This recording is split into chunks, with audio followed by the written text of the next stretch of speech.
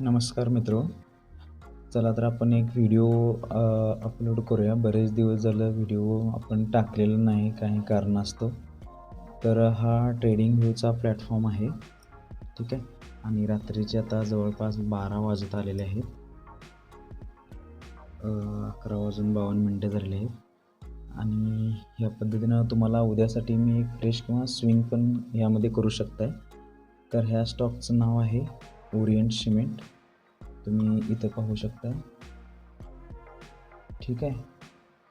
Orient cement ह्या स्टॉकचं नाव आहे. तर मी ह्याचं तुम्हाला ॲनालिसिस करून दाखवणार आहे, ठीक आहे. तर ह्या पद्धतीनं हा चार्ट आहे ओरिएंट सिमेंटचा. हा डेली टाईम फ्रेम आहे, ठीक आहे. डेली टाईम फ्रेमवर आपण ॲनालिसिस करणार आहोत. तर ह्या पद्धतीनं हा आपण एक फ्रेश ब्रेकआउट ओढू इथं, ठीक आहे. तर ह्या पद्धतीनं हा कप पॅटर्न म्हणाल तर कप पॅटर्न आहे, कारण युनिव्हर्सल हेड अँड शोल्डर हा पॅटर्न होऊ शकत नाही, कारण एक साईडचाच हा शोल्डर आहे, सेकंडला शोल्डर नाही. तर आपण ह्याला कप पॅटर्न कन्सिडर करू, ठीक आहे. तर तुम्हाला कप पॅटर्नचं डिटेल्स दाखवतो 2 मिनटं. तर ह्या पद्धतीनं तुम्ही जर असं बघितला तर हा क्लिअर कट कप पॅटर्न बनतो, ठीक आहे. तर आपण हे डिलीट करून टाकू. आणि हा कप पॅटर्नचा इथं ब्रेकआउट झालेला होता ह्याला 2 तारखेला. त्यानंतर हा 4 दिवस स्टॉकने इथेच कन्सॉलिडेशन केलेलं आहे, जे या पद्धतीने इथेच कन्सॉलिडेशन केलेलं आहे 4 दिवस.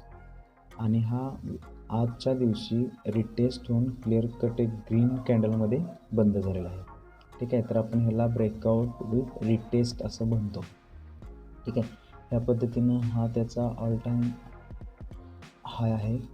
तर उद्यासाठी ह्याच्यावरती ह्या कॅन्डलच्या वरती जर तुम्हाला ग्रीन कॅन्डल भेटली तर आपण इनिशियल क्वांटिटी ॲड करू शकता ह्याला.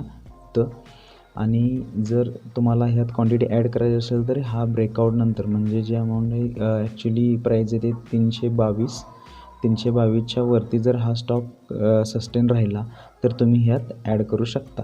इथं जर तुम्ही ॲड केला तर तुमचं जे टार्गेट आहे, स्टॉप लॉस आहे, तो अगदी छोटासा होऊन जाईल. आणि एस एलसुद्धा तुम्हाला एस एल तुमचा अगदी छोटासा होईल आणि टार्गेट बाकी तुम्हाला मिळू शकतं. आपण जनरली टार्गेट कॅल्क्युलेट कसं करतो की इथंपर्यंत करतो, म्हणजे इथून जर तुम्ही काढला तर ह्या पद्धतीनं इथंपर्यंत आपण टार्गेट कॅल्क्युलेट. पण इथंपर्यंत आपण टार्गेट कॅल्क्युलेट न करता आपण काय करणार आहोत की हा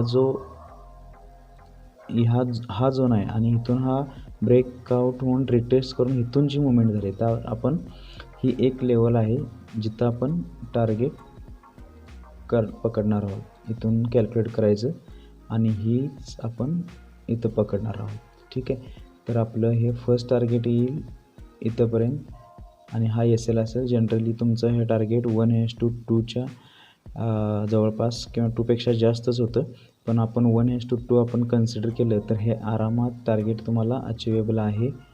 कोणत्याही प्रकारचं टेन्शन घेण्याची गरज नाही. आणि जर इथं खालीच आला तर आपण ह्याचा एस एल घेऊ शकतो, ठीक आहे. तर अशा पद्धतीचं हे स्टॉकचं ॲनालिसिस आहे.